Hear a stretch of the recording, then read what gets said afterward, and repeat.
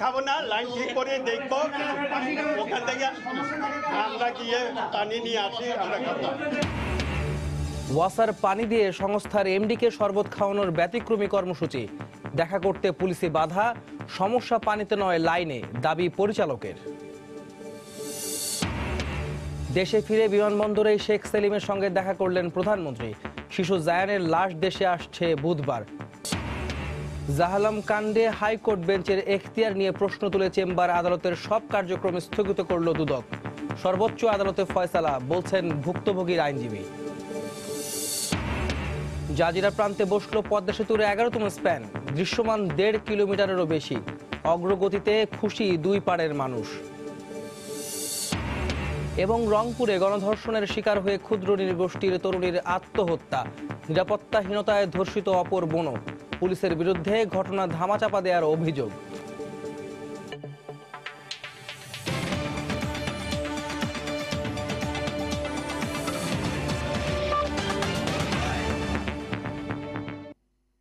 দেখছিলেন শিরোনাম। প্রবাসের সময় সঙ্গে আছে আমি আহমেদ সালেহিন। না ফোটানো ওয়াসার পানি দিয়ে সংস্থাটির ব্যবস্থাপনা পরিচালককে শরবত খাওয়ানোর উদ্যোগ নিয়ে ব্যতিক্রমী প্রতিবাদ করলেন একদল নগরবাসী। ওয়াসার পানি শতভাগ সুপেয় দাবি করে দেয়া বক্তব্যের প্রতিবাদে মঙ্গলবার সকালে ওয়াসা ভবনে জুরাইন ও রামপুরার কয়েকজন বাসিন্দা শরবত নিয়ে আসেন। এ সময় তাদের সঙ্গে ওয়াসা কর্তৃপক্ষের ব্যাপক বাকবিতণ্ডা হয়। পরে কর্তৃপক্ষ বলে, লাইন ঠিক করার পর তারা না ফোটানো পানি দিয়ে বানানো শরবত খাবেন। কলসের নিচে যেই পরিমাণ ময়লা জমা হয়, তাহলে এই ময়লা কোত্থেকে আসে? শতভাগ পিওর যদি পানি হয়, তাহলে এই ময়লা কোত্থেকে আসে? বাকিটা দেখার দায়িত্ব কাদের? রাজধানীতে সরবরাহ করা ওয়াসার পানি সুপেয় নাকি দূষিত, তা নিয়ে ওয়াসা কর্তৃপক্ষ ও নগরবাসীর মধ্যকারে বাকবিতণ্ডা। আমরা যে টিউবওয়েল থেকে পানি উৎপাদন করি, সেই পানিটা 100% খাওয়ার উপযোগী। লাইনে যদি লিকেজ থাকে বা ছিদ্র হয়ে থাকে, সেটা তো আর আমাদের জানার কথা না। ক্ষুব্ধ নাগরিকদের দাবি, বছরের পর বছর ধরে বাসায় ওয়াসার লাইন থেকে ড্রেনের মতো ময়লা পানি আসছে। প্রমাণস্বরূপ তারা জুরাইন ও রামপুরা থেকে পানির নমুনা এনেও দেখান। মূলত গত 20 এপ্রিল রাজধানীতে এক অনুষ্ঠানে ওয়াসার এমডি দাবি করেন, ওয়াসার পানি শতভাগ সুপেয়, শুধু তা ফুটিয়ে নগরবাসী গ্যাসের অপচয় করছে। 100% আমরা পরীক্ষা করেই পানিকে দেই এবং সেই পানি 100% সুপেয়। এর প্রতিবাদে মঙ্গলবার না ফুটানো পানি নিয়ে ওয়াসার এমডিকে শরবত খাওয়াতে আসেন কয়েকজন সচেতন নাগরিক। তারা সঙ্গে করে পানি ও শরবতের আনুষঙ্গিক জিনিসপত্রও নিয়ে আসেন। তবে দেখা মেলেনি সংস্থার এমডির। এটা মাঝারি মানের পানি, কোনো জায়গায় এর চেয়ে খারাপ পানি আসে। ড্রেনের যে পানি দেখছি, ট্যাঙ্কিতে একই পানি পেয়েছি। আর খাবারের পানিটা আমরা আশেপাশে এখানে মসজিদগুলায় ডিপ টিউবওয়েল বসাইছি, সেখানে আমরা টাকার বিনিময়ে খাবারের পানিটা নিয়ে আসি।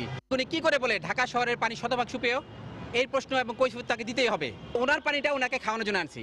উনি যদি অস্বীকার করে, উনি আমরা চ্যালেঞ্জ করছি, উনি আমাদের এলাকায় চলুক। দেখতে পাচ্ছেন যে পানিটা পরিষ্কার, কিন্তু এটা পরিষ্কার না। আপনি না খাইলে বুঝবেন না যে এটা কতটা দুর্গন্ধ এবং কতটা সমস্যা। এই পানির সমস্যার কারণে আমাদের অনেকের চুল ঝরে যাচ্ছে। এই দুর্গন্ধটা কি লাইন থেকে থেকে আসবে? কখনোই না। ভেতরে প্রবেশ করতে চাইলে প্রথমে পড়তে হয় পুলিশি বাধার মুখে। পরে দুপুর 1টার দিকে তাদেরকে একজন পরিচালকের রুমে নেওয়া হয়। সেখানে বাকবিতণ্ডার এক পর্যায়ে ওয়াসা কর্তৃপক্ষ দাবি করেন, পানিতে নয়, সমস্যা থাকতে পারে লাইনের পাইপে। আজকে শরবত খাবো না, লাইন ঠিক করে দেখবো, ওখান থেকে আমরা গিয়ে পানি নিয়ে আসি, আমরা খাবো। স্পেসিফিক পাইলাম, এর থেকে আমরা সোর্স যেখানে যাই সেখান থেকে ঠিক করে নিব। তাতে আপনি চতুর্দিকে সবাই ভালো পানি পাবেন। আমরা রুটে চলে যাই, রুট ঠিক করে দেয়। পরে লাইন ঠিক করে দেওয়ার আশ্বাসে ওয়াসা থেকে বাড়ি ফেরেন অভিনব প্রতিবাদে অংশ নেয়া বিক্ষুব্ধরা। মাহমুদ রাকিব, সময় সংবাদ, ঢাকা। এদিকে রাজধানী জুরাইনে বাসা বাড়িতে সুপেয় পানির অভাবে স্থানীয় মসজিদ, মাদ্রাসা থেকে পানি সংগ্রহ করছেন বাসিন্দারা। তাদের অভিযোগ, জুরাইন এলাকায় ওয়াসা থেকে যে পানি সরবরাহ করা হয় তা গৃহস্থলী কোনো কাজে ব্যবহার করা যায় না। অবিলম্বে বিশুদ্ধ পানি সরবরাহের দাবি জানান তারা। বহু বছর আগের থেকে মনে করেন পানির মনে ময়লা আসে এবং দুর্গন্ধ আসে। আমরা পানিটা, বিশেষ করে পানিটা ফুটায় খাইতে হয় এবং খালি পানিটা আমরা ব্যবহার করতে পারি না। ময়লা আসে, এই সিরালদের মসজিদে তখন পানি আইনা, আমরা খাওয়ার পানি আইনা সব কাম কাজ করি, ভাত রান্না করি, আবার এই পানিও খাই। খাওয়া দাওয়া গোসল পানি সব এই পানি থেকে আমরা সংগ্রহ করতে পারি। মাদ্রাসার তরফ থেকে আমরা নিজেরাই পাম্পটা বসাইছে এলাকার পাবলিকের জন্য আর কি, যেমন ওনারা পানি এখান থেকে নিয়ে খাইতে পারে। হাইকোর্টের নির্দেশে ওয়াসার পানি পরীক্ষায় 5 সদস্যের কমিটি গঠন করেছে স্থানীয় সরকার মন্ত্রণালয়। বুধবার এই কমিটির প্রথম বৈঠক হওয়ার কথা রয়েছে।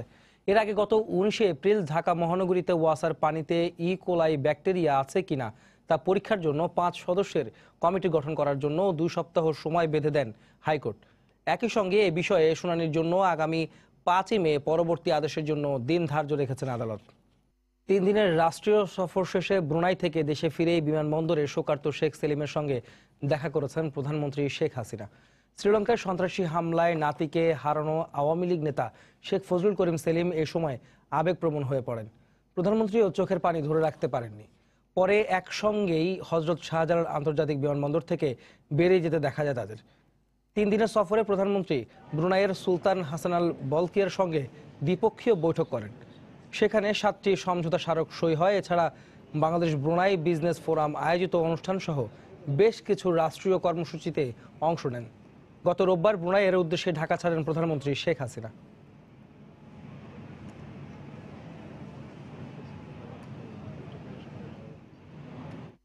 শ্রীলঙ্কায় বোমা হামলায় নিহত শিশু জায়ান চৌধুরীর মরদেহ বুধবার দুপুরে দেশে আসবে। নাতির মৃত্যুতে আওয়ামী লীগ নেতা শেখ ফজলুল করিম সেলিমের বনানীর বাসায় বিরাজ করছে শোকাবহ পরিবেশ। স্বজনরা জানিয়েছেন, বোমা হামলায় গুরুতর আহত জায়ানের বাবা মশিউল হক চৌধুরীর অবস্থা সংকটাপন্ন। পরিবারের সদস্যরা তাকে সিঙ্গাপুর বা ব্যাংককে স্থানান্তর করতে চাইলেও শ্রীলঙ্কার চিকিৎসকরা জানিয়েছেন 2 সপ্তাহের আগে তা সম্ভব হবে না। সবার আদরের ছোট্ট জায়ান কথা ছিল শ্রীলঙ্কা থেকে ফিরে প্রথমবারের মতো দাদাবাড়ি সুনামগঞ্জের দিরায়ে যাবে সে, কিন্তু নানা কিংবা দাদা কারো বাড়িতেই আর ফেরা হলো না জায়ানের। সন্ত্রাসবাদের উগ্র থাবা নিষ্পাপ এই শিশুটিকে নির্মমভাবে পাঠিয়ে দিল পরপারে। জায়ান আর ফিরে আসবে না প্রিয় নানার বাড়িতে, আবদার করবে না আদুরে কণ্ঠে। জায়ানের অকাল মৃত্যু আর তার বাবার গুরুতর আহত হবার ঘটনায় বনানীতে শেখ সেলিমের বাসায় শোকাচ্ছন্ন পরিবেশ। মঙ্গলবার সকাল থেকেই বাসায় দোয়া ও কোরআনখানি চলে। শোক সন্তপ্ত পরিবারকে সান্ত্বনা দিতে আসছেন নানা শ্রেণী পেশার মানুষ। পরিবারের সদস্যদের সঙ্গে দেখা করে আইনমন্ত্রী আনিসুল হক গভীর সমবেদনা জানান। আসেন আওয়ামী লীগের উপদেষ্টা মণ্ডলীর সদস্য তোফায়েল আহমেদ, ডেপুটি স্পিকার ফজলে রাব্বি মিয়া সহ মন্ত্রিসভার সাবেক ও বর্তমান সদস্যরা। ব্যক্তিগতভাবে যে শেখ সেলিম আমার খুব প্রিয় মানুষ, তার নাতিকে আমি ছোটবেলা দেখেছি। এই ধরনের দুর্ঘটনা সহ্য করার মতো ক্ষমতা আমাদের কারো নেই। বুধবার জায়ানের মরদেহ দেশে আসার পর বনানীর এই চেয়ারম্যান বাড়ির মাঠে জানাজা অনুষ্ঠিত হবার কথা রয়েছে। জানাজার স্থান পরিদর্শন করেন হতভাগ্য নানা শেখ ফজলুল করিম সেলিম। তিনি সাংবাদিকদের জানান, বোমা হামলায় গুরুতর আহত জামাতা মশিউল হক চৌধুরীর শারীরিক অবস্থা এখনও সংকটাপন্ন। গুরুতর জখম হওয়ায় তার 2 পা, কিডনি ও লিভারে দফায় দফায় অস্ত্রোপচার চালানো হচ্ছে স্প্লিন্টার অপসারণের জন্য। আমার নাতি মারা গেছেন, ওই হাসপাতালে ওকে ট্রান্সফার করছে। বাকিটা তো বড় ভাই আপনাদের বলছেন, ও চিকিৎসাধীন আছেন, ওর জন্য দোয়া করেন। উন্নত চিকিৎসার জন্য আইসিইউতে থাকা মশিউল হক চৌধুরীকে সিঙ্গাপুর কিংবা ব্যাংককে নেয়ার পারিবারিক সিদ্ধান্ত হলেও 2 সপ্তাহের আগে তা সম্ভব নয় বলে জানিয়েছেন শ্রীলঙ্কার চিকিৎসকরা। দেবাশিস রায়, সময় সংবাদ, ঢাকা। বাংলাদেশের নাগরিক যারা আইএসএ যোগ দিয়ে দেশ ছেড়েছে চাইলেও তাদের পক্ষে দেশে ফেরা সম্ভব নয়। তবুও কেউ দেশে ঢোকার চেষ্টা করলে বিমানবন্দরেই তাদের গ্রেফতার করা হবে। Bangladesh crime reporters association crab আয়োজিত মিট দ্য প্রেসে এই কথা বলেন কাউন্টার টেরোরিজম ইউনিট প্রধান মনিরুল ইসলাম। তিনি বলেন, শ্রীলঙ্কা ও নিউজিল্যান্ড হামলার প্রেক্ষাপটে বাংলাদেশের উগ্রবাদীরাও উজ্জীবিত হওয়ার চেষ্টা করছে বলে তাদের কাছে তথ্য আছে, তবে কোনো হামলা চালানোর সক্ষমতা তাদের নেই। বাংলাদেশ থেকে কতিপয় লোকজন গিয়েছে, যাদের অধিকাংশই গিয়েছে হলো 2014 সালের শেষ দিকে। বাংলাদেশের পাসপোর্টের মেয়াদ যেহেতু 5 বছর, এদের পাসপোর্টের মেয়াদ ইতোমধ্যে শেষ হয়ে গেছে। কেউ যদি ফর্মালি মানে আইনগত ফিরতে চায়, সেই ক্ষেত্রে তাকে অবশ্যই ওই প্রসেসগুলো মেনটেন করে আসতে হবে, অর্থাৎ ট্রাভেল পাস নিতে হবে। তারপরেও যারা ওই আশেপাশের দেশ থেকে আসছে, সম্ভাব্য সন্দেহজনক কারা আসছে না আসছে, এদেরকে আমরা একটা এয়ারপোর্টেও একটা স্ক্রিনিং এর ব্যবস্থা ইমিগ্রেশনের যেমন রয়েছে, গোয়েন্দা সংস্থা সমূহের আমাদেরও রয়েছে। প্রবাসের সময় আরো থাকছে। নদী দখলমুক্ত করতে তুরাগ তীরে বিআইডব্লিউটি এর উচ্ছেদ অভিযান, গুড়িয়ে দেওয়া হলো অবৈধভাবে গড়ে ওঠা শতাধিক স্থাপনা। জাহালম কাণ্ডে কারা দায়ী এ বিষয়ে রিপোর্ট দাখিলের আগেই হাইকোর্ট বেঞ্চের এখতিয়ার নিয়ে প্রশ্ন তুলল দুদক। এ নিয়ে এক আবেদনে মামলার সব কার্যক্রম স্থগিত করেছে চেম্বার আদালত। অথচ এ আদালতের আদেশে জাহালম মুক্তি পায়। দুদকও 33 মামলার কার্যক্রম স্থগিত করে। দীর্ঘদিন পর এসে আদালতের বৈধতা নিয়ে প্রশ্ন তোলাকে দুদকের অপকৌশল হিসেবে দেখছেন জাহালমের আইনজীবী। 33 মামলায় বিনা অপরাধে জাহালমের 3 বছর কারাভোগের ঘটনা নিয়ে বিপাকে দুর্নীতি দমন কমিশন। ভুল স্বীকার করে আদালতের আদেশে জাহালমের বিরুদ্ধে হওয়া সব মামলা তুলে নেয় তারা। যখন জাহালমকে ক্ষতিপূরণ দেয়া এবং দায়ীদের চিহ্নিত করার বিষয়ে উচ্চ আদালতে রুল শুনানি চলছে, তখনই ওই কোর্টের এখতিয়ার নিয়ে প্রশ্ন তুলল সংস্থাটি। সংস্থাটির আইনজীবী বলছেন, দুদকের মামলা শুনানি করার কোনো বৈধতা নেই ওই কোর্টের। এ নিয়ে এক আবেদনে জাহালম নিয়ে রুল সহ যাবতীয় কার্যক্রম স্থগিত করেন চেম্বার আদালত। জাহালম সংক্রান্ত একটি রিট হাইকোর্টের একটি ডিভিশন বেঞ্চে শুনানি চলছে। দুর্নীতি দমন কমিশনের মামলা শুনানির জন্য স্পেশালি বেঞ্চ দেওয়া আছে, কিন্তু যেই বেঞ্চ এটা শুনানি করে সুমোটো রুল ইস্যু করেছে বা হিয়ারিং কন্টিনিউ করছে, ওনার দুদক সংক্রান্ত কোনো শুনানির এখতিয়ার নাই। যে আদালতের আদেশে জাহালম মুক্ত হলো এবং তার সব মামলা প্রত্যাহার হলো, এতদিন পর সে আদালতের এখতিয়ার নিয়ে দুদক প্রশ্ন তুললেও জাহালমের আইনজীবী বলছেন, সর্বোচ্চ আদালতে ন্যায় বিচার পাবেন জাহালম। স্থগিতর ফলে এই মামলার কার্যক্রম হাইকোর্ট বিভাগে আর শুনানি চলছে না, কিন্তু সেটি তারা শুরুতে গেলে বোধহয় ভালো হতো, কারণ ইতিমধ্যে শুনানি শুরু হয়ে গেছে এবং যে কারণে ওনারা অবশ্য ডিলে কন্ডোনেশনের জন্য একটা দরখাস্ত দিয়েছেন। জাহালমের ঘটনায় কারা দায়ী এ বিষয়ে আগামী 2 মে দুদকের রিপোর্ট দাখিলের দিন ধার্য ছিল। এর আগেই মামলার সব কার্যক্রম স্থগিত হয়ে গেল। আফজাল হোসেন, সময় সংবাদ, ঢাকা। বসল পদ্মা সেতুর একাদশ স্প্যান। নদীর জাজিরা প্রান্তে 33 ও 34 নম্বর পিলারের ওপর মঙ্গলবার স্প্যানটি বসানো হয়। এতে দুই প্রান্ত মিলিয়ে এখন দৃশ্যমান 1650 মিটার সেতু। স্বপ্নের সেতুর কাজের অগ্রগতিতে খুশি দুই পাড়ের সাধারণ মানুষ। প্রকল্প পরিচালক বলছেন, এর পরের স্প্যানগুলো বসবে মাওয়া প্রান্তে। প্রকল্প এলাকা থেকে সাইফুল ইসলামের ক্যামেরায় বিস্তারিত জানাচ্ছেন এহসান জুয়েল। আগের দিন মাওয়ার ইয়ার্ড থেকে নিয়ে আসা স্পেনটি ক্রেনে অপেক্ষমান ছিল জাজিরা প্রান্তে। আবহাওয়া, নদীর নাব্যতা সবকিছু ছিল অনুকূলে। তার সাথে বাড়তি যোগ হয়েছে আগে 10টি স্পেন বসানোর অভিজ্ঞতা। এবার তাই আর বেশি সময় লাগেনি স্পেন বসাতে। সকাল 6টায় শুরু করে 3 ঘন্টার চেষ্টায় স্পেনটিকে বসানো যায় পিলারের উপর। আগের স্পেনগুলোর সঙ্গে জোড়া দিতে সময় লাগে আরও 2 ঘন্টা। সব মিলে 5 ঘন্টার চেষ্টায় দৃশ্যমান হয় 1.5 কিলোমিটারের বেশি সেতু। তাতে আশাবাদী দুই প্রান্তের মানুষ। বাংলাদেশি হিসেবে আমাদের একটা গর্বের বিষয়। স্পেন প্রতি মাসে উঠছিল, এই মাসে 2টা উঠছে। এতে মানে আসলে আজকের দিনটা একটু বেশি আনন্দ লাগতেছে। পদ্মা সেতুর কাজ হইতেছে, এটা তো খুবই ভালো লাগে। এটা হইলে আমাকে যাতায়াতের সুবিধা হইব। প্রতি মাসে দেখা যায় 1-2 করে স্পেন উঠতেইছে। এখন আর আমি অনিশ্চয়তার কোনো কারণ দেখতেছি না। এখন যেরকম দেখা যাচ্ছে যত সময় পদ্মা সেতু তাড়াতাড়ি হয়ে যাবে। 14-15 বছর ধরে ট্রলার চালাই, আমরা ভাবতে পারি না যে এখানে পদ্মা সেতু হবে। এ নিয়ে জাজিরা প্রান্তে এখন দৃশ্যমান 9টি স্পেন আর মাওয়া প্রান্তে 2টি। তবে জাজিরা এই 9টি স্পেনের পাশে বসানোর জন্য নতুন কোনো পিলার প্রস্তুত না থাকায় পরের স্পেনগুলো বসবে মাওয়া প্রান্তে। এই প্রান্তে 3 নম্বর মডিউলে 13 ও 14 নম্বর পিলারের উপর বসানো আছে একটি স্পেন। তার পাশেই বসানো হবে পরবর্তী স্পেনগুলো। বাকি যেগুলো হয়েছে 3 এবং 4 মডিউল, আমরা এখন 7 এবং 6 করতেছি। 5-এ আমাদের রেডি হয় নাই, কিন্তু 3 এবং 4-এর প্রোগ্রেস আমাদের ভালো। তারপরে আমরা 4-এ চলে যাব। চলতি মাসের 10 তারিখে মাওয়া প্রান্তে বসানো হয় সবশেষ স্পেনটি। এর আগে একটি স্পেন বসতে গড়ে সময় লাগতো 2 মাসের বেশি। সবশেষ কাজে অগ্রগতি হওয়ায় প্রতি মাসে একটি করে স্পেন বসানো সম্ভব হতো। তবে এবারই প্রথমবারের মতো 1 মাসে বসলো 2টি স্পেন। পদ্মার দুই পারে মানুষের প্রত্যাশা কাজের এই গতি অব্যাহত রাখা গেলে কাঙ্ক্ষিত সময়ে শেষ করা যাবে পুরো সেতুর কাজ। এহসান জুয়েল, সময় সংবাদ, জাজিরা, শরীয়তপুর।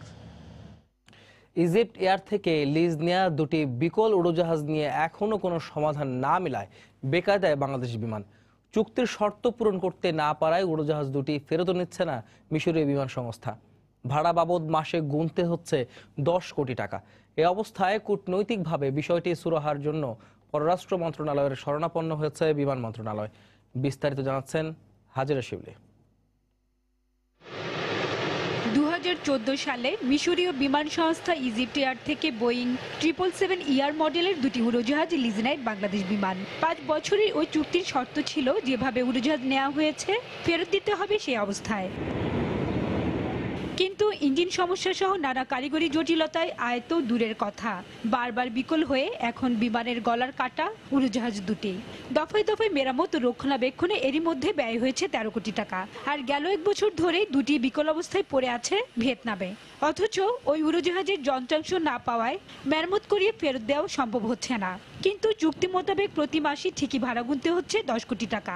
এই বিষয়ে ইজিপ্ট এয়ারের সঙ্গে দিন দরবার করেও কোনো সুরাহা করতে পারেনি বিমান বাংলাদেশ কর্তৃপক্ষ। এটা বিমানের জন্য এটা সত্যি একটা মারাত্মক সমস্যা। আমরা সরকারিভাবে উদ্যোগ নিয়েছি, আমাদের পররাষ্ট্র মন্ত্রণালয়ে আমরা চিঠি লিখেছি, পররাষ্ট্র মন্ত্রণালয় ইজিপ্ট সরকারকে চিঠি লিখবে, সেখানে আমরা যাই নেগোসিয়েশন করব দুটো বিমান এই যে সমস্যা কেন আমরা ফেরত দিতে পারছি না। বিমানের সাবেক কর্মকর্তারা বলছেন বছরের পর বছর ধরে চলছে বিমানের এমন স্বার্থবিরোধী উড়োজাহাজ ভাড়া নেওয়ার বাণিজ্য, যেগুলো ফেরত দিতে গিয়ে গচ্ছা দিতে হচ্ছে কোটি কোটি টাকা। তাই এর সঙ্গে জড়িতদের বিরুদ্ধে ব্যবস্থা না নিলে এসব অনিয়ম বন্ধ হবে না বলে মনে করেন তারা। যখনই যেই লিজ নেওয়া হয়েছে বিমানের এগেনস্টে গেছে, একটা ডিসি-10 $7 মিলিয়ন ব্যয় করে এটাকে রিডেলিভার করা গেল না, $2.1 মিলিয়ন দেয়া হলো, তারপরে 3টা ইঞ্জিন দিয়ে দেওয়া হলো। তাই 3টে ইঞ্জিনের মধ্যে 2টো আবার ফেরি ফ্লাইটের খরচও বিমান বহন করলো। এই জিনিসগুলোতে বিমানের কি পরিমাণ লস হয়েছে তাহলে দেখতে হবে যে এই ভুল সিদ্ধান্তের জন্য কারা দায়ী। উড়োজাহাজ লিজ ও টিকিট বিক্রিতে অনিয়ম সহ বাংলাদেশ বিমানের বিভিন্ন দুর্নীতির বিষয়ে তদন্ত করে ব্যবস্থা নেওয়া হচ্ছে বলে জানান সচিব।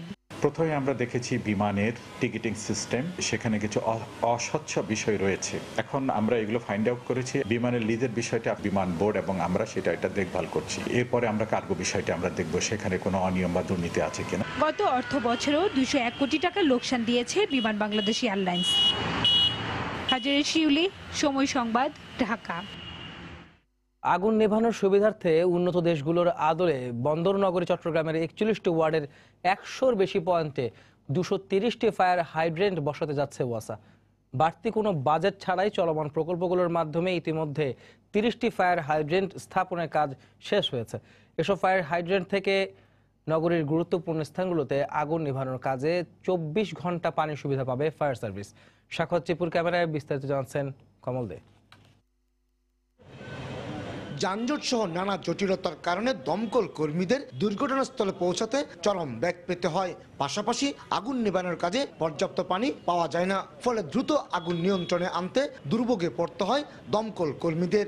অথচ উন্নত বিশ্বে এ ধরনের সমস্যা মোকাবেলায় গুরুত্বপূর্ণ স্থাপনা কিংবা রাস্তার মোড়ে মোড়ে থাকে ফায়ার হাইড্রেন্ট, যেখান থেকেই সার্বক্ষণিক পানির সুবিধা পাওয়া যায়। বর্তমানে যে হাইড্রেন্ট স্থাপন করার কারণে আমরা যে পানির যে ক্রাইসিস, সেই ক্রাইসিসটা দূর হবে এবং যে কোনো দুর্যোগে অগ্নি নিরাপত্তার কাজে সহায়তা হবে।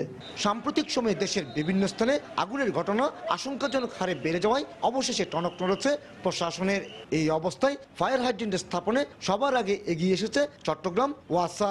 বিশ্বব্যাংকের অর্থায়নে চলমান পানির পাইপলাইন স্থাপন প্রকল্পের সাথে সংযুক্ত করা হয়েছে ফায়ার হাইড্রেন্ট প্রকল্প। এর আওতায় নগরীর বিভিন্ন স্থানে স্থাপন করা হয়েছে 30টি ফায়ার হাইড্রেন্ট। দুটো প্রজেক্ট আন্ডারে এটা বাস্তবায়ন করতেছি। একটা হলো CWSS প্রজেক্ট, এটার আন্ডারে অলরেডি আমরা 30টা বসিয়ে ফেলছি। আর কর্ণফুলী পানি সরবরাহ প্রকল্প ফেজ 2 যেটা আছে ওটার মধ্যে আরো 200টা বসাচ্ছি। এছাড়া জাইকার অর্থায়নে কর্ণফুলী পানি প্রকল্পের আওতায় নগরীতে আরো 200 ফায়ার হাইড্রেন্ট স্থাপনেরও সিদ্ধান্ত নিয়েছে ওয়াসা।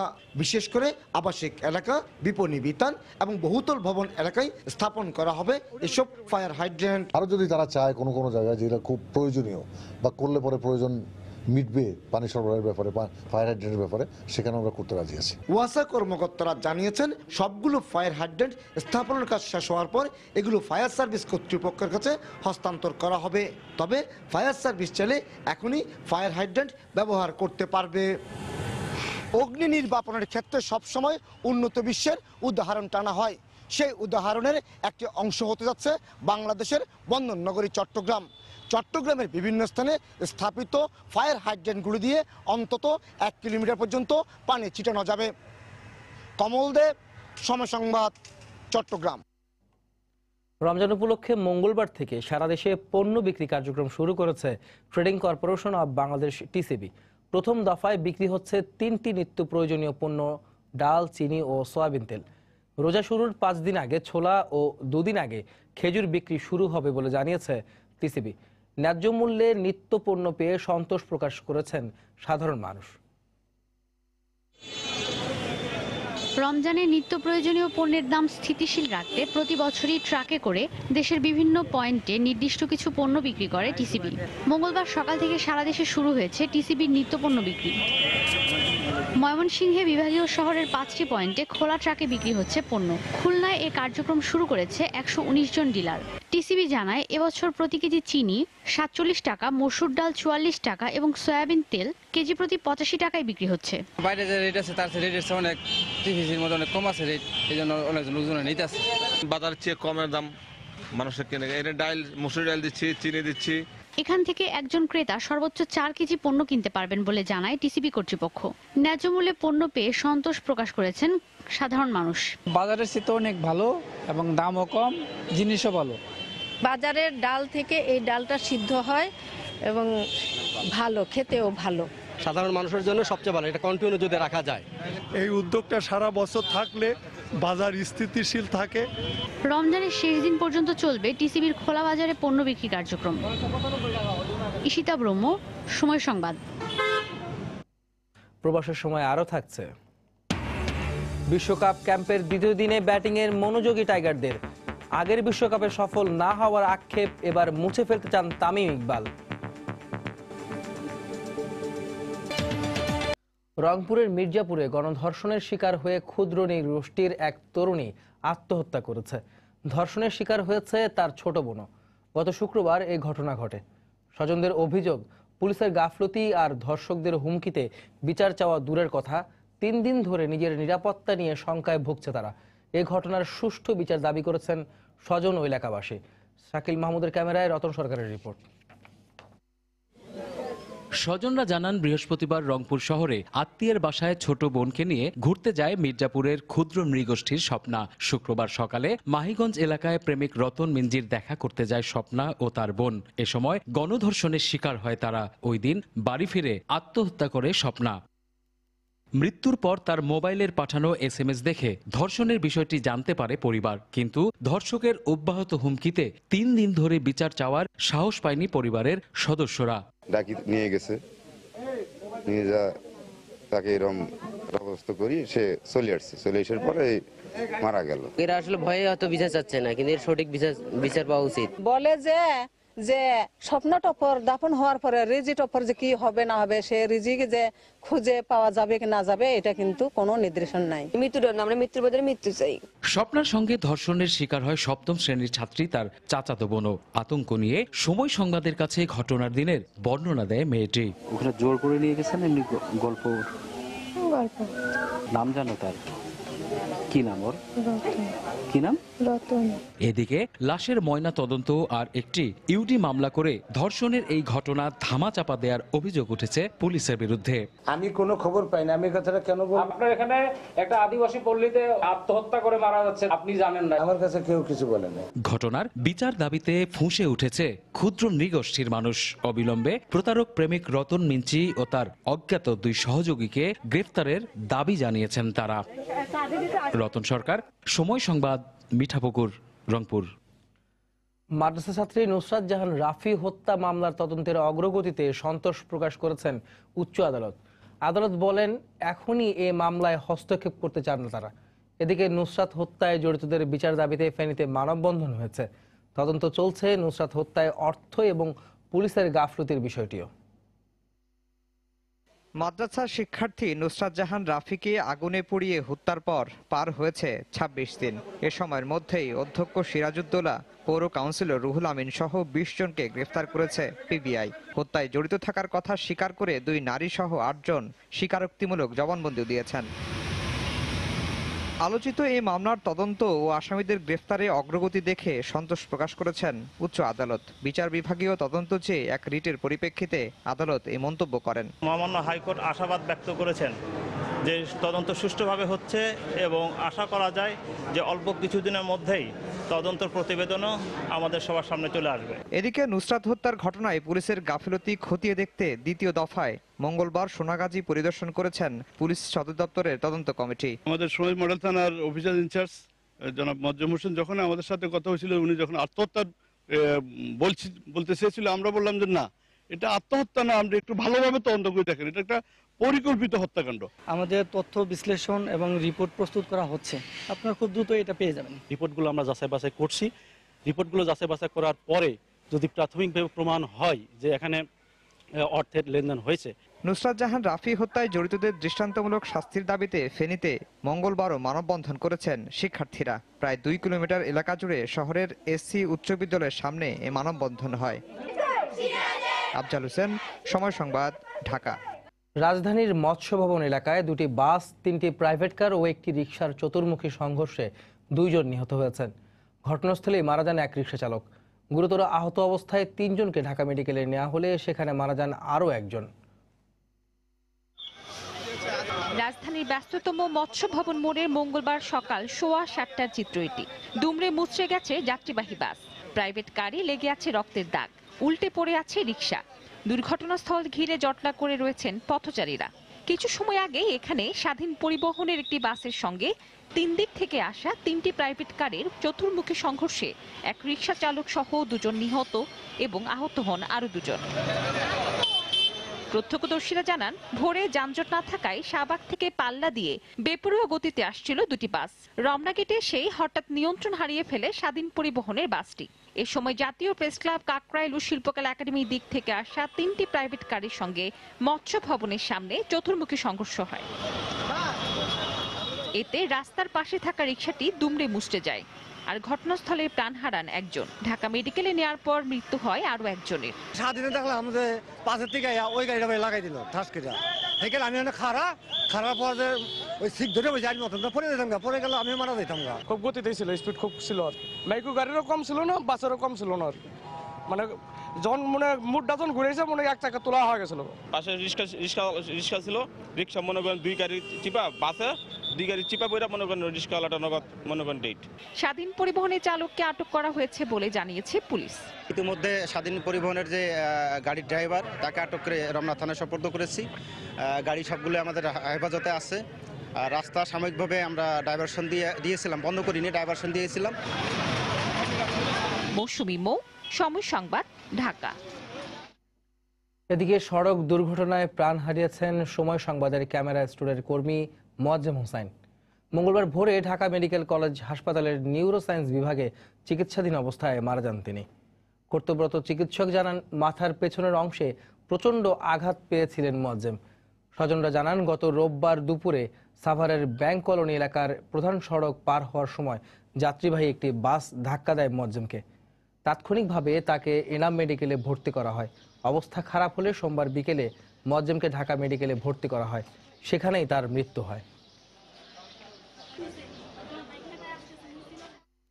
ঢাকার চারপাশের নদী দখলমুক্ত করতে 31তম দিনের অভিযানে তুরাগের তীর থেকে প্রায় 100টি অবৈধ স্থাপনা উচ্ছেদ করেছে বিআইডব্লিউটিএ। অভিযানে গড়িয়ে দেওয়া হয় নদীর জায়গায় অবৈধভাবে গড়ে ওঠা বাইং হাউস, সরকারি প্রতিষ্ঠানের প্রাচীর, কাঁচা বাজার সহ ছোট বড় আবাসিক স্থাপনা। এছাড়া নিলামে তুলে বিক্রি করা হয় 2টি বালির গদি। 4 দিন বিরতির পর মঙ্গলবার তুরাগ তীরে অবৈধ স্থাপনা উচ্ছেদে অভিযান শুরু করে বিআইডব্লিউটিএ।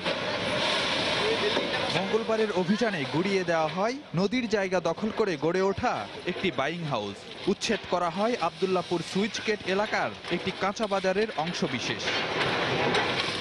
বাদ পড়েনি সরকারি স্থাপনাও। টঙ্গী ব্রিজের পাশে শিল্প সম্পর্ক শিক্ষায়তনের প্রাচীর ভেঙে দেওয়া হয়।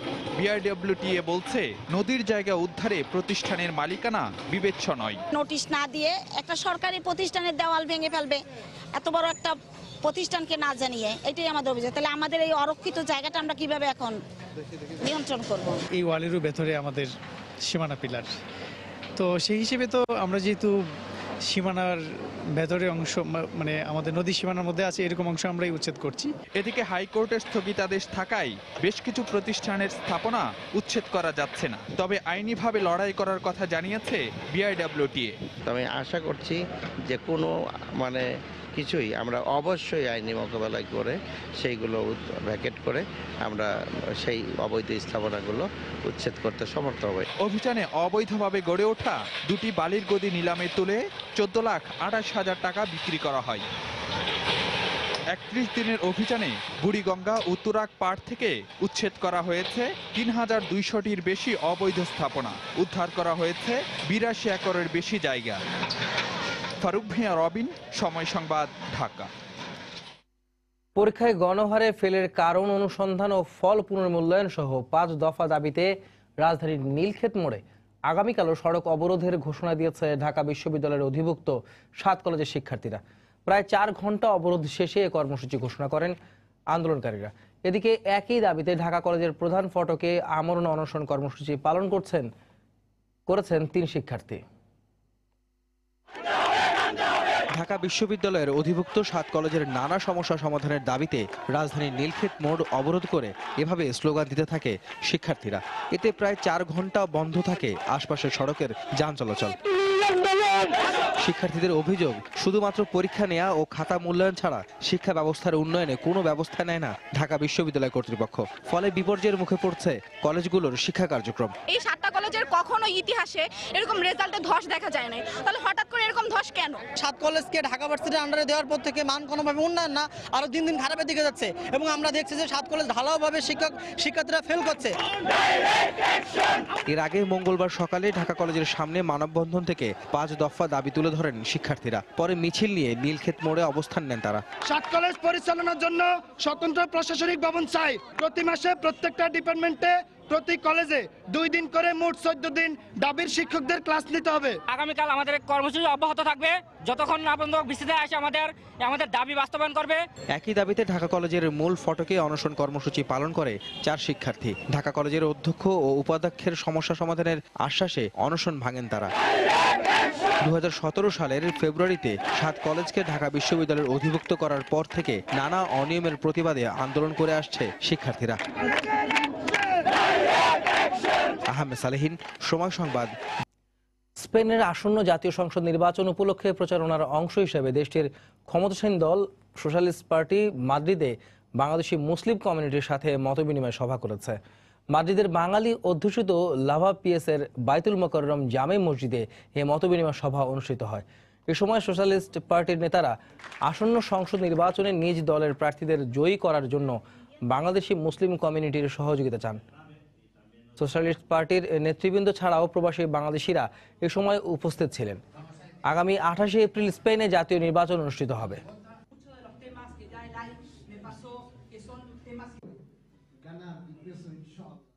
বর্ণাঢ্য আয়োজনে মাল্টায় আওয়ামী লীগের ত্রিবার্ষিক সম্মেলন অনুষ্ঠিত হয়েছে। সম্মেলনে মশিউর রহমান সভাপতি, আপেল আমিন কাউসার সাধারণ সম্পাদক এবং গাজী ফয়েজ আহমদ সাংগঠনিক সম্পাদক পদে নির্বাচিত হন। অনুষ্ঠানে প্রধান অতিথি হিসেবে ছিলেন সর্ব ইউরোপিয়ান আওয়ামী লীগের সভাপতি এম নজরুল ইসলাম। এছাড়াও বিশেষ অতিথি ছিলেন সাধারণ সম্পাদক মুজিবুর রহমান। এ সময় সর্ব ইউরোপিয়ান আওয়ামী লীগের নেতারা ঐক্যবদ্ধভাবে দল ও দেশের মানুষের জন্য কাজ করার আহ্বান জানান। তারা বলেন, দেশে বিদেশে এখনও আওয়ামী লীগ সভাপতি ও প্রধানমন্ত্রী শেখ হাসিনার বিরুদ্ধে ষড়যন্ত্র চলছে, তা মোকাবেলায় প্রবাসীদের সতর্ক থাকতে হবে। গণমাধ্যম কর্মী আইন পাশ হলেই সাংবাদিকদের চাকরি সুরক্ষিত হবে বলে জানিয়েছেন তথ্যমন্ত্রী ডক্টর হাসান মাহমুদ। জাতীয় সংসদের পরবর্তী অধিবেশনে গণমাধ্যম কর্মী আইন এবং সম্প্রচার আইন উত্থাপিত হবে বলে জানান তিনি। দুপুরে সচিবালয়ে সম্প্রচার সাংবাদিক কেন্দ্রের নেতৃবৃন্দের সঙ্গে এক বৈঠকে তিনি কথা বলেন। এ সময় সংগঠনের নেতারা ভারত সহ বিভিন্ন দেশের সঙ্গে বাংলাদেশের টেলিভিশন চ্যানেল ডাউনলিংক ফি সমন্বয় করা, বিভিন্ন চ্যানেলে সাংবাদিকদের চাকরি সুরক্ষা ও বিদেশি চ্যানেলে বিজ্ঞাপন প্রচার বন্ধের দাবি জানান।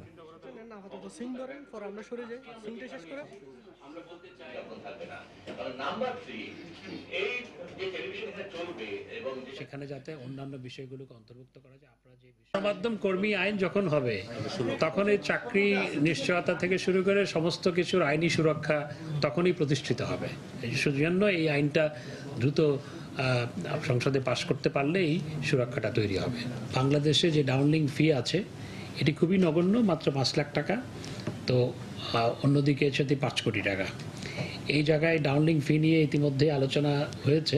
ডাউনলিং ফি মধ্যে একটা সমতা আনা, এই দাবিটা যৌক্তিক এবং এই নিয়ে আমি আলাপ আলোচনা করে কি করা যায় পরবর্তী পদক্ষেপ নিশ্চয়ই আমরা ইনশাআল্লাহ আপনাদের সহায়তায় গ্রহণ করতে পারব।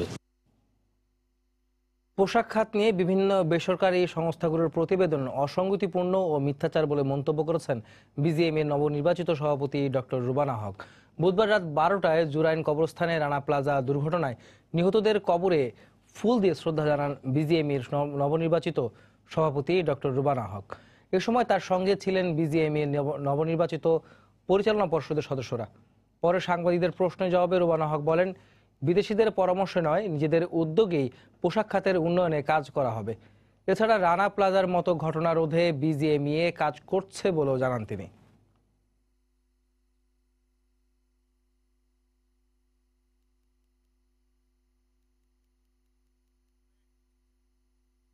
একটা যৌথ উদ্যোগ নিতে হবে যে সামনে যেন আমরা কোনো রকম বৈষম্যের শিকার কোনো শ্রমিককে হতে দেব না, এবং সামনে এগিয়ে যেতে হলে শিল্প খাতকে যদি আমাদের টেকসই করতে হয় তাহলে এই শ্রমিকগুলোর যেভাবে পারি আমাদের প্রথমত আমরা যে কোনো রকম দুর্ঘটনা এড়ানোর চেষ্টা করব এবং আমাদের একই সাথে স্বয়ংসম্পূর্ণ হতে হবে। হ্যাঁ, কাজেই সেলফ মনিটরিংয়ের প্রয়োজন আছে। যদি আমরা নিজেদের বিবেকের দায়িত্ববোধ না নেই, এই দায়ভারটা যদি না নেই তাহলে অন্যায় হবে। কাজেই বিদেশি প্রেসক্রিপশনের বেসিসে আমরা আর যাব না। নিরাপদ কর্মপরিবেশ সৃষ্টি করার দায়িত্ব আমাদেরই, আসলে আর কারণ নয়।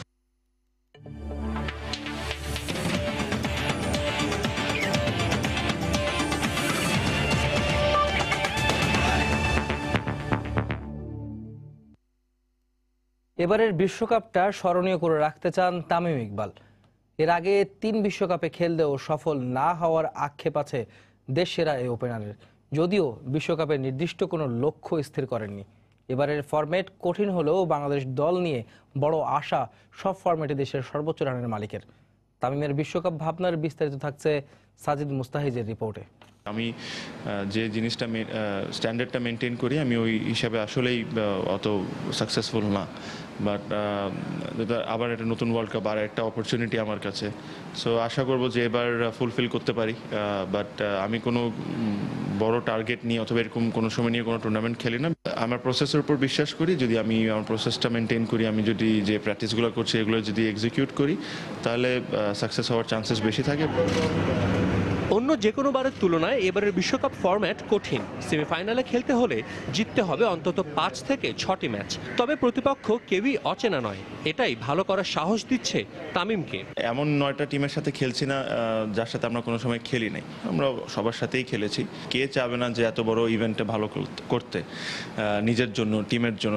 দল হিসেবে বাংলাদেশ কেমন করবে এই নিয়ে সবাই ব্যস্ত পূর্বানুমানে। প্রত্যাশার পিঠে আছে শঙ্কাও, যদিও তামিম ভবিষ্যৎবাণী করাদের দলে নেই। বিশ্বাস আছে নিজেদের ওপর। বিশ্বাস করতে হবে আমরা যাচ্ছি খেলার জন্য, ম্যাচ জেতার জন্য যাচ্ছি। কতটুকু যাবো না যাবো এটা টুর্নামেন্ট চলার সময় আমরা বুঝতে পারবো। প্রত্যেকটা ম্যাচ আমাদেরকে জেতার জন্য খেলতে হবে আর আমাদের প্লেয়ারদের নিজেদের উপর সবার বিশ্বাস রাখতে হবে, এটাই হলো সবচেয়ে ইম্পর্টেন্ট। সাজিদ মুস্তাহিদ, সময় সংবাদ, ঢাকা। এ পর্যায়ে শীর্ষ সংবাদ জানিয়ে দিচ্ছি আরেকবার। আজকে শরবত খাবো না, লাইন ঠিক করে দেখবো, ওখান থেকে আমরা গিয়ে পানি নিয়ে আসি, আমরা খাবো। ওয়াসার পানি দিয়ে সংস্থার এমডিকে শরবত খাওয়ানোর ব্যতিক্রমী কর্মসূচি। দেখা করতে পুলিশে বাধা, সমস্যা পানিতে নয় লাইনে, দাবি পরিচালকের। দেশে ফিরে বিমানবন্দরে শেখ সেলিমের সঙ্গে দেখা করলেন প্রধানমন্ত্রী। শিশু জায়ানের লাশ দেশে আসছে বুধবার। জাহালম কাণ্ডে হাইকোর্ট বেঞ্চের এখতিয়ার নিয়ে প্রশ্ন তুলে চেম্বার আদালতের সব কার্যক্রম স্থগিত করল দুদক। সর্বোচ্চ আদালতে ফয়সালা, বলছেন ভুক্তভোগীর আইনজীবী। জাজিরা প্রান্তে বসলো পদ্মা সেতুর 11তম স্প্যান, দৃশ্যমান 1.5 কিলোমিটারেরও বেশি। অগ্রগতিতে খুশি দুপারের মানুষ। এবং রংপুরে গণধর্ষণের শিকার হয়ে ক্ষুদ্র নৃগোষ্ঠীর তরুণীর আত্মহত্যা, নিরাপত্তাহীনতায় ধর্ষিত অপর বোন। পুলিশের বিরুদ্ধে ঘটনার ধামাচাপা দেওয়ার অভিযোগ।